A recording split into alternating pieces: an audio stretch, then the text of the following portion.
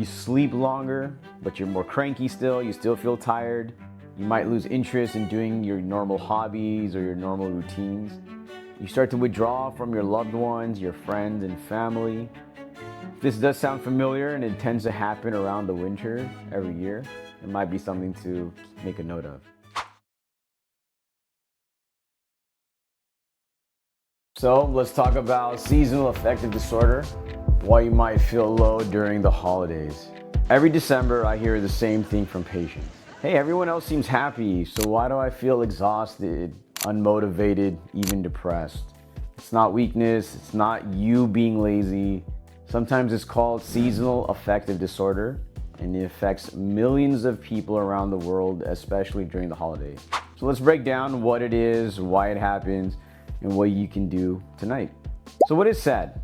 Seasonal affective disorder, or SAD, isn't just the winter blues. It's a real form of depression triggered by shorter days and less sunlight.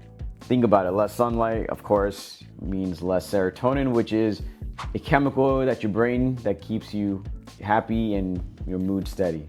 It also disrupts the melatonin, which can control your sleep cycles and patterns. So you may end up feeling tired, irritable, disconnected, or unmotivated. Signs you might have seasonal affective disorder. How do you know it's just not holiday stress? Here are a few things to look out for. You might crave carbs, sweets more than usual, maybe a little bit of stress eating. You sleep longer, but you're more cranky still. You still feel tired. You might lose interest in doing your normal hobbies or your normal routines. You start to withdraw from your loved ones, your friends and family.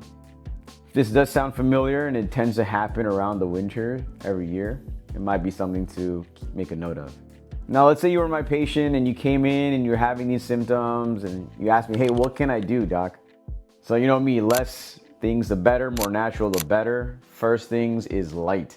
Luckily, I live in Southern California. It's a lot of light here. So I recommend getting outside, even for like 10, 15 minutes a day can make a difference. I'm a huge believer in exercising, so exercise is medicine, so moving is huge and it can be very helpful. Stay social, try your best to at least have a few friends to check up on and to talk with. It's a good idea to at least get your vitamin D checked. There's a lot of debate in the medical community about its effectiveness overall, but vitamin D is a good idea to check at least. When it's more serious, if your symptoms are strong, that you're struggling to work, maybe even function, you don't even get out of bed, it's not something to fight alone. Luckily, there's a lot of professional help and you deserve it. You deserve the support, and the good thing is there are a lot of different treatment options. So in terms of what else you can do besides just the vitamin D, maybe the exercise, I'm a big fan of sound, so music, listen to something relaxing. Actually, fewer words might be better, so more music oriented, like classical music or maybe jazz, something like that.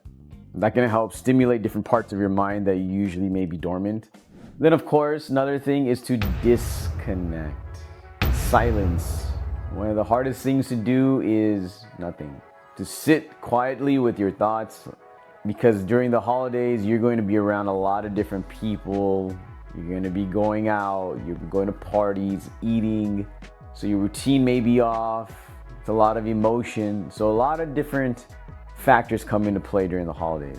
So if you even have 5 minutes every day to just take time for yourself so you can sit quietly and maybe ground yourself, center, that can be such an important tool and can help so much down the road. I know for me personally, I've been working on it. I've been so used to usually eating and watching a TV while I eat my meals. Now I try to sit in silence, because even eating is a conscious act. And by not watching something, you can actually enjoy food in a different way. And then of course, with seasonal affective disorder, there's a lot of different options for therapy. You can look at psychotherapists, maybe psychologists. For those who may have other, maybe mental health issues as well, psychiatrists may be beneficial. There's always somebody you can talk to, so you should never feel alone. And luckily, with the use of the internet, there's a lot of support groups, different chats, different places to get information and to get help. But still, at the end of the day, there's a lot of power within yourself that you can do at home today. So that's why I say try what you can. Disconnect, listen to music. If you're gonna watch something funny, something that's not too intense. Keep the windows open if you're not gonna get outside, but if you can, go outside, get some sun, look at nature. All these small things may seem small, but they can add up very quickly.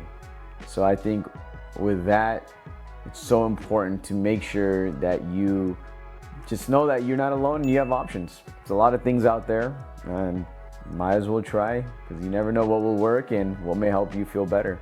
So seasonal affective disorder is real, but it doesn't have to define your holiday season. With the right steps, you can reclaim your energy and your mood.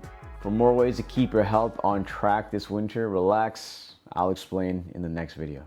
Subscribe and share this with someone who needs a reminder that they're not alone this holiday season.